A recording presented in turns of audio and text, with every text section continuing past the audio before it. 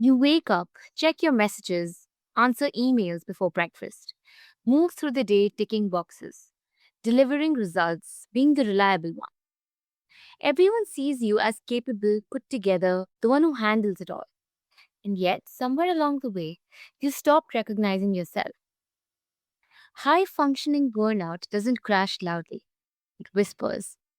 It shows up as exhaustion you can't name, distance from the things that used to matter, and a quiet question you're almost afraid to ask. Who am I if I'm not doing this?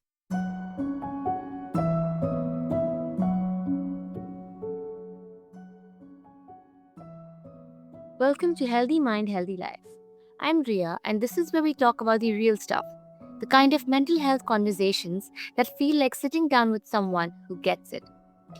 Today, we're going into a kind of burnout that doesn't look like burnout from the outside.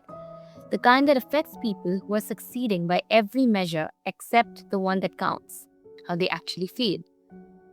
We're talking about what it takes to rebuild an identity that isn't just a job title or a role, and how to find your way back to a life with purpose, not just productivity.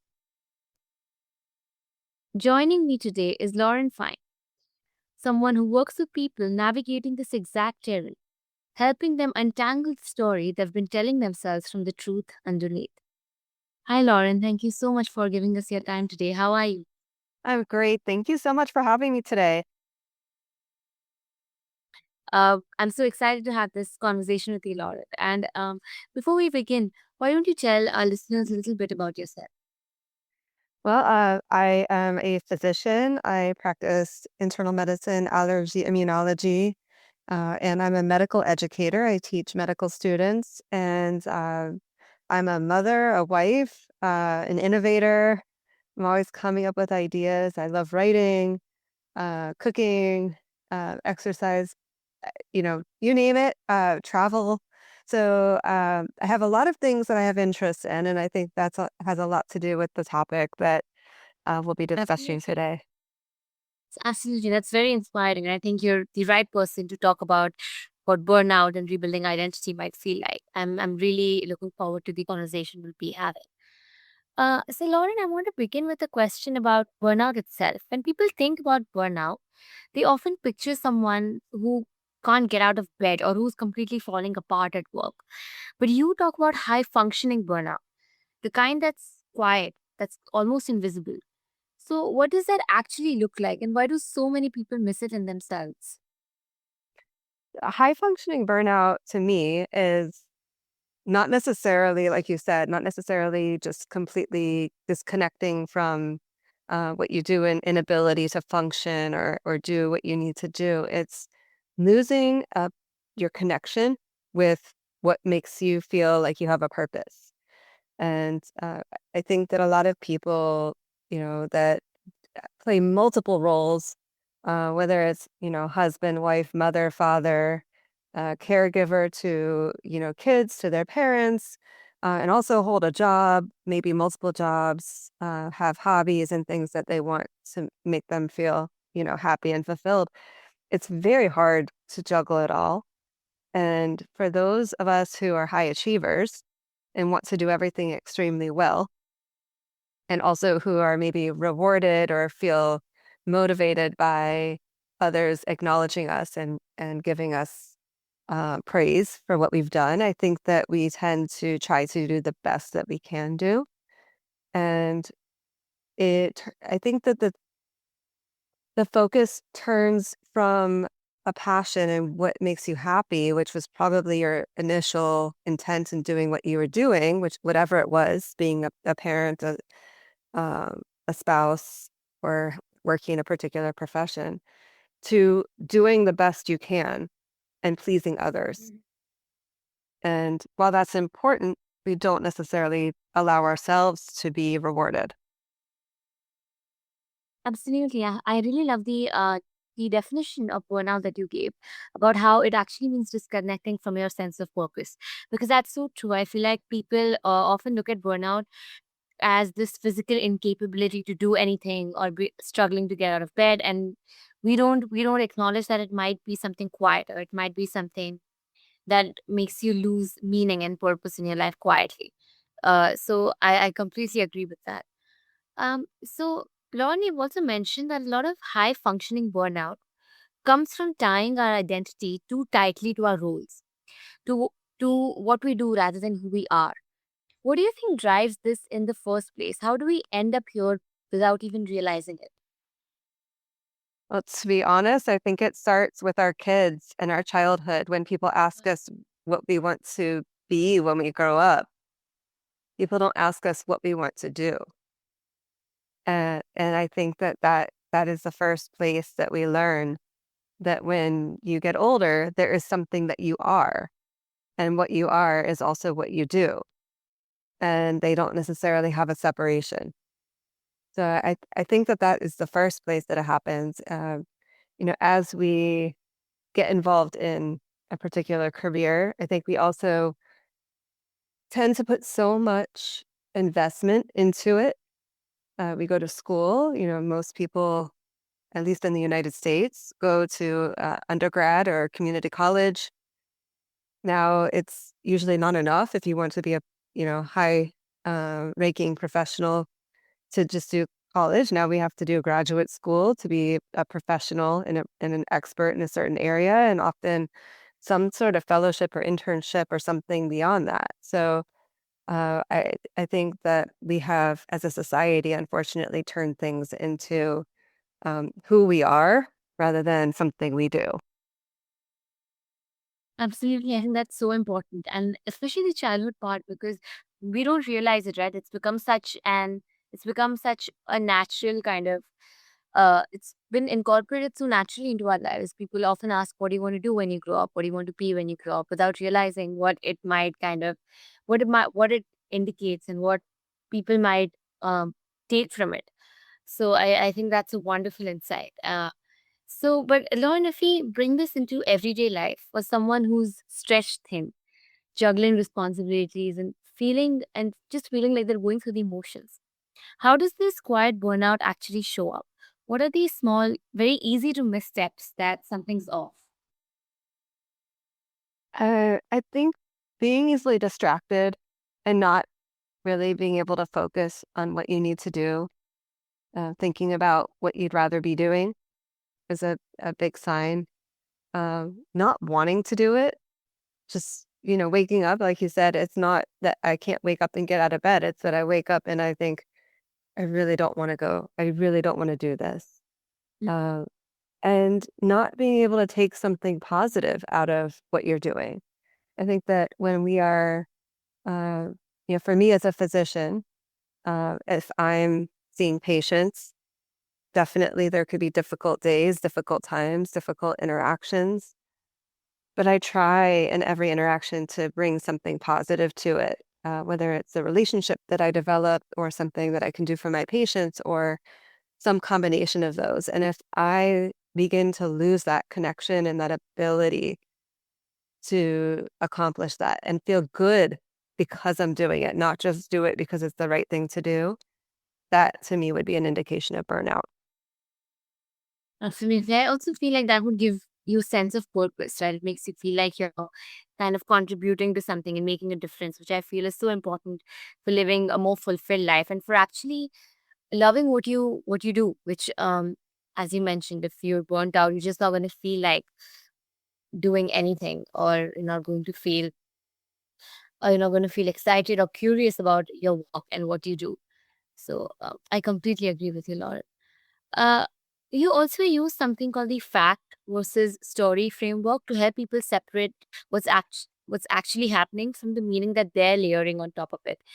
Can you walk us through how that works and how it helps someone who's stuck in a hard season? Yeah. So I think with anything, if we just imagine that a camera was on that moment or on our life recording things, and then we ask ourselves to explain what we're feeling. Probably what we're feeling and what that camera would show are not the same.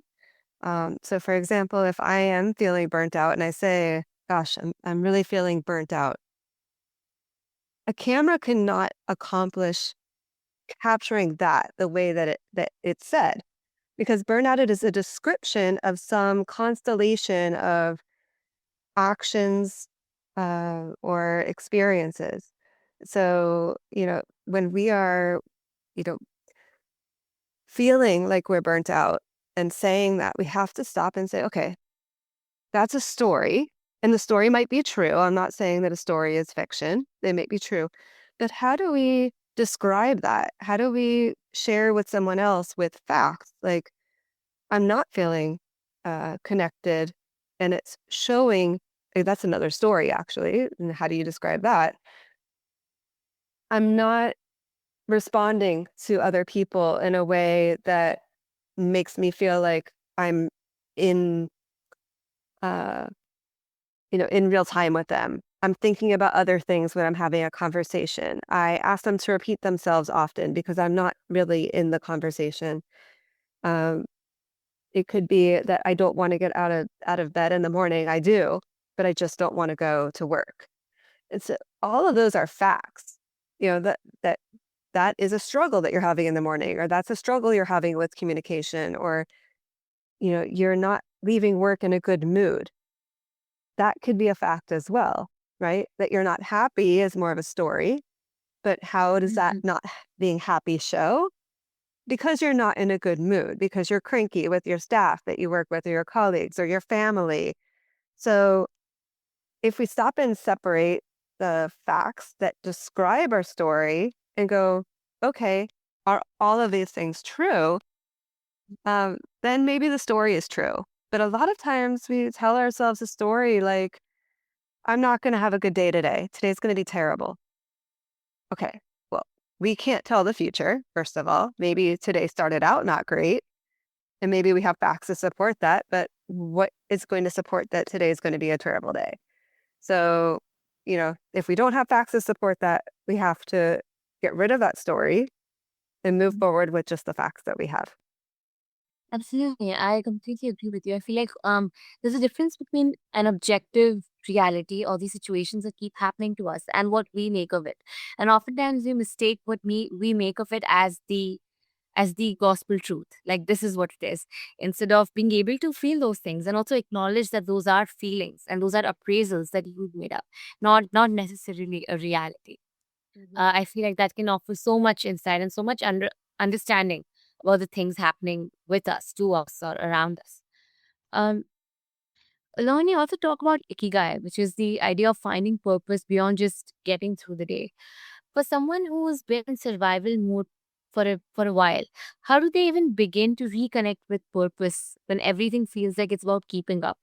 For a beginner who wants to start finding purpose, how may they do so? That's such a great question. So Ikigai is, what you love, what you do well, what you can get paid for, and what the world needs. It's the intersection of all four of those. And I think that Ikigai sometimes is explained as like this ideal, you know, being. Like I am all of those things at once, and my life is perfect. Well, I have news for you. Ikigai changes throughout our life. It can change across a Okay. week, across a month, even a day. And we can have many different Ikigais. So we can have different sense of purpose at work, a different sense of purpose at home, a different sense of purpose in a hobby that we have.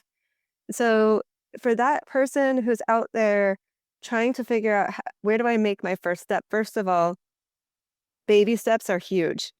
If you take a little tiny something and figure out what is the ikigai around this part of my life, this little tiny thing, whether it's an hour that you spend, for yourself once a week. I'm not expecting, and I don't think anybody's expecting to all of a sudden find an hour a day when you didn't have any extra time. But can you carve out a little bit of time to do something that makes you feel like you have a purpose for yourself, for a family member, for somebody in need? It doesn't really matter. It's just that you have a purpose. And the other thing that's really important to recognize is you don't have to fulfill all four parts of that ikigai. For example, it doesn't have to be something that you get paid for.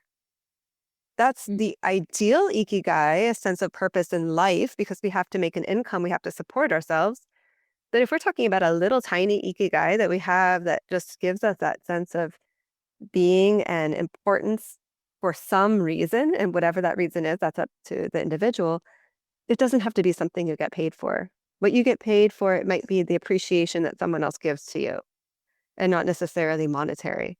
So I would say just find that one little thing, that hobby that you used to have that you want to, revive and bring back, or something new you want to try, or again, doing just something kind for someone else can be one of those little baby ikigais. And I think that getting something back for that is so fulfilling that it will then, I think, feed into either another one or allowing that one to grow and evolve.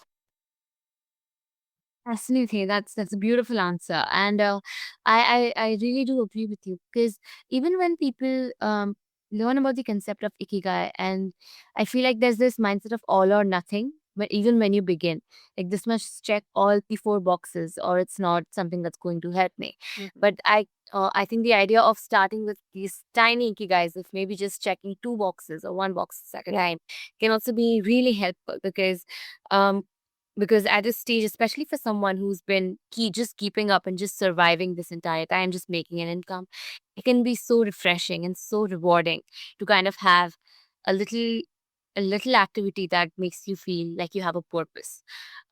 So I think that's a beautiful idea. And Don, if there was one thing that you wanted a listener to take away from this conversation today, it could be like a message or advice or whatever. What would that be? I want to go back to the idea of fact versus story, and just reiterate that whenever something is upsetting us, whenever we feel like somebody is not responding to a text or an email, and we're making up stories that they don't want to talk to us, that they're upset with us, or we did something wrong, to stop and just state the facts. What do we know? And don't overreact to things. Slow down, because if you go over the facts, it actually slows down our emotions, slows down our reactions. And I'm a life coach, and I love to, use that kind of technique to help people walk through what's really happening in their life, and how they're responding to things and how they can change. So I highly recommend writing down the facts on a piece of paper and just looking at it and imagining what the camera would have captured instead of, what's in their imagination. Yeah, I love that I love that this is the thing that you decided to reiterate and kind of send to our listeners because it's so important for your mental well-being. People get so overwhelmed because they really do start to believe that what they make of situation is what it is. And be able to separate what's actually happening from what you think is happening can be so rewarding. And thank you so much for sharing that, Lauren. And thank you so much for giving us your time today. And if there's a listener who feels particularly inspired by our conversation today, wants to listen more about you or want to connect with your work, where can they find you? First, they can find me at laurenfine.com. It's LAUREN, like Frank, INE.com. And also, I'm on Substack under permission to change. So it's permission underscore to TO underscore change. Okay. Thank you so much for sharing that, Lauren. Thank you for being here and for having this conversation with us. And to everyone listening, wherever you are tonight or today, hope you take one thing with you. You are not the sum of what you produce. You're allowed to rest, relate, question the story, and you're allowed to want more purpose than just making it through. There's a lot of wisdom, a lot of power in reclaiming that. Take care of yourself, and I'll see you next time on Healthy Mind, Healthy Life. Thank you.